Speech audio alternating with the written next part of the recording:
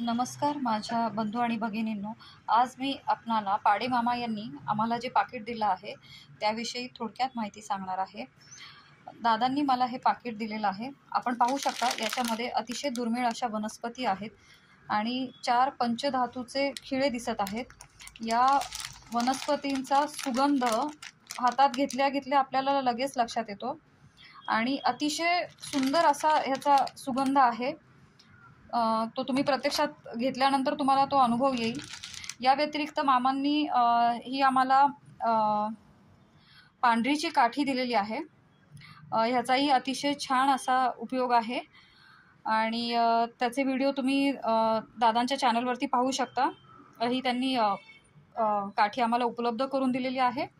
याच्या व्यतिरिक्त त्यांनी आम्हाला असे 2 तावीज दिलेले आहेत. एक माझ्याकरता आणि एक माझ्या मुलीकरता.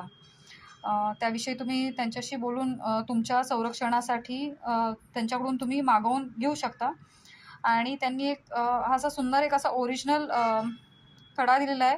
तुम्हाला ह्याचं नाव माहिती असेल ते, आणि जर माहिती नसेल तर तुम्ही दादांशी संपर्क करून तुम्ही माहिती याविषयी घेऊ शकता. याच्या व्यतिरिक्त त्यांनी आम्हाला एक रुई दिलेली आहे जी की ओरिजिनल आहे. कारण आपण पाहतो की आता आपण जर का देवाला वाती वगैरे बनवत असो किंवा देवासमोर दिवा लावत असाल तर आपण जो फॅक्टरीमधून जो कापूस येतो आपण तो वापरतो, पण ॲक्च्युली हा वातीचा खरा कापूस आहे. आणि म्हणजे याचा उपयोग आपल्याला देवकार्यासाठी होतो. तर हा सुद्धा त्यांनी आम्हाला भेट म्हणून दिलेला आहे. तर मला असं वाटतं की आपण सर्वांनी हे पाकीट घ्यावं आणि हे पाकीट घेतल्यावरती त्याचं अतिशय सुंदर असा उपयोग तर आहेच आहे, परंतु त्याचा परिणाम आपल्याला लगेचच दिसून येतो.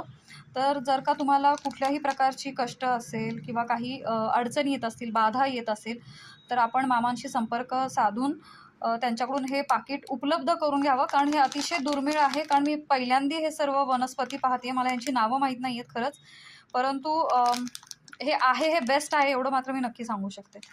धन्यवाद.